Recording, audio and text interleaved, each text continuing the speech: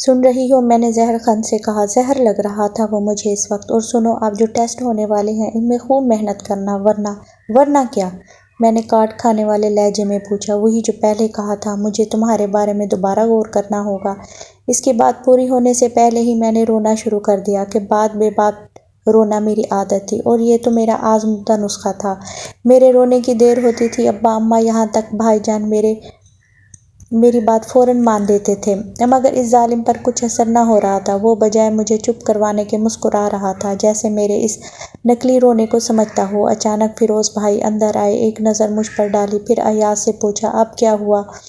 اب تک تو کچھ نہیں ہوا، لیکن ان محترمہ کا وزن اسی رفتار سے بڑھتا رہا اور اپنی عادتیں بھی اس نے نہ بدلی تو پھر ضرور کچھ ہوگا۔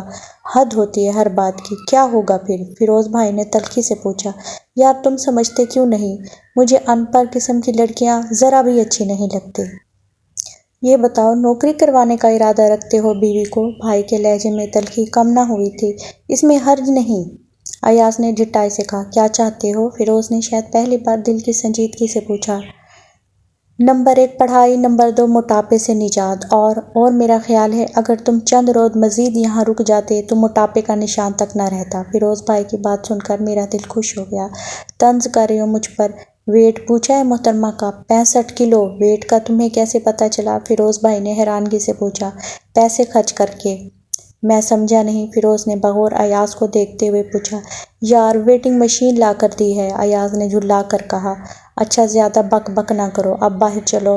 فراز بھائی اور پرویز گاڑی میں بیٹھے تمہارا انتظار کر رہے ہیں، وہ تمہیں چھوڑنے لاہور اسٹیشن تک جائیں گے۔ مگر ایاز اس کی طرف متوجہ ہی کب تھا، وہ مجھے ہی کہہ رہا تھا، سنو دودھ پینا بند کر دو، کافی اگر اچھی نہیں لگتی تو چائے پینا شروع کر دو۔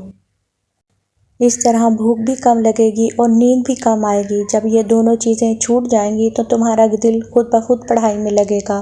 لیکن مجھے چائے بالکل اچھی نہیں لگتی، پھر اماں بھی پینے سے منع کرتی ہیں، میں نے منہ بنا کر کہا تو ایاز نے گھور کر مجھے دیکھا اور میں نے لاپرواہی سے کہا، اور پھر 1-2 بار میں نے چائے پی کر بھی دیکھی ہے، چائے پینے کے بعد مجھے زیادہ نیند۔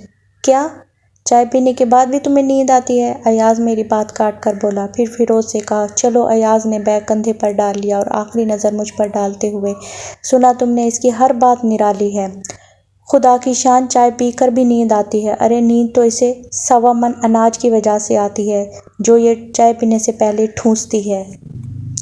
ایاز یہ کیا لڑکیوں جیسی باتیں کر رہے ہو؟ چلو اب، فیروز بھائی نے سخت لہجے میں کہا اور بولا، میں نے جو کچھ بھی کہا ہے اس کو یاد رکھنا اور اس پر عمل بھی کرنا، کہہ کر باہر نکل گیا۔ اماں پہلے سے دروازے کے سامنے کھڑی گاڑی میں بیٹھے فراز پرویز سے باتیں کر رہی تھی۔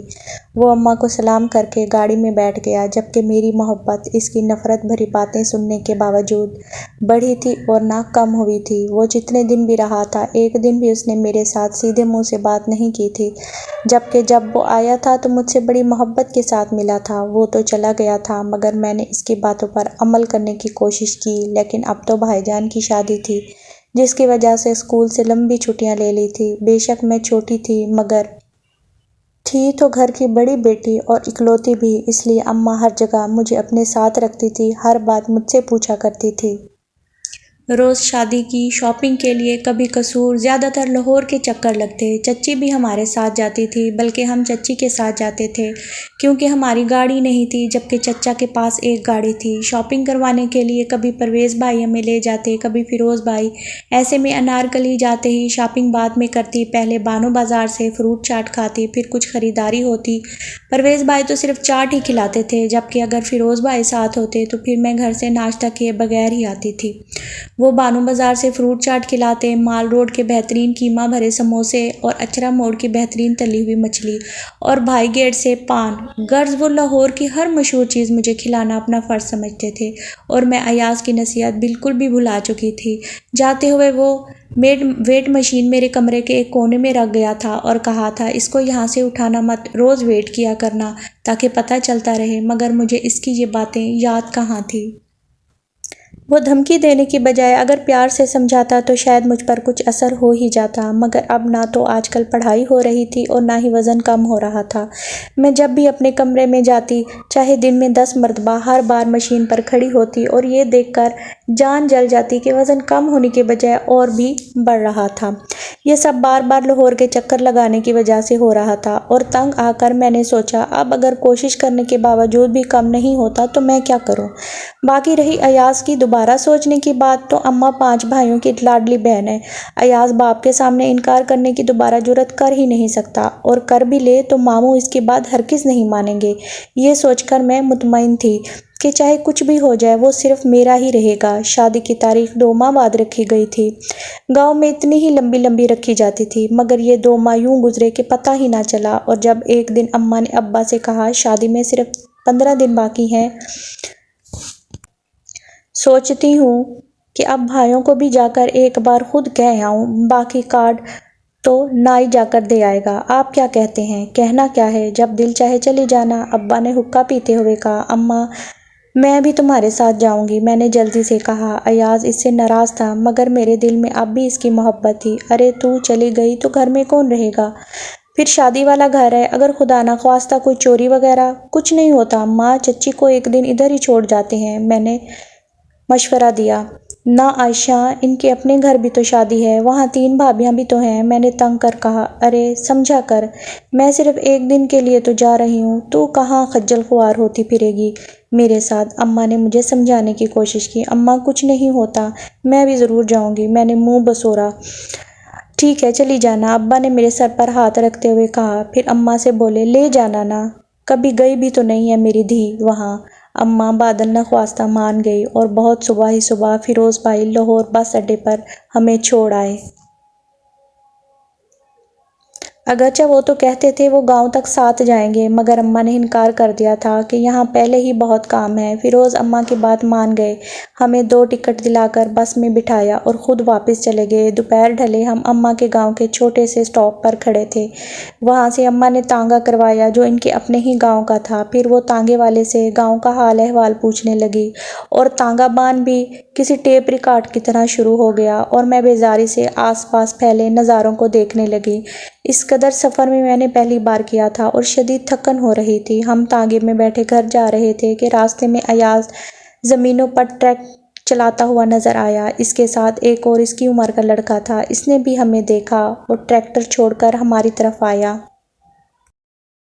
میں نے جلدی سے تانگے والے کو رکنے کا اشارہ کیا۔ اتنے میں ایاز بھاگتا ہوا ہمارے قریب آیا، اور آتے ہی اماں کو سلام کیا۔ جواب میں اماں نے لمبی دعائیں دیں تو وہ میری طرف متوجہ ہوا۔ میں نے بڑی چادر اوڑھ رکھی تھی، اس لیے وہ میرے موٹاپے کا اندازہ نہ کر سکا۔ مسکرا کر مجھے دیکھا اور کہا تم کیسی ہو عائشہ؟ اس کے لہجے میں بے حد نرمی تھی۔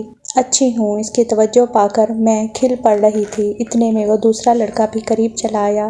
ایاز نے اس کے قریب ہی آتے کہا قدیر یہ میری پھوپھی ہیں، ان کو تو تم جانتے ہو، اور یہ عائشہ میری کزن، کیا سمجھے؟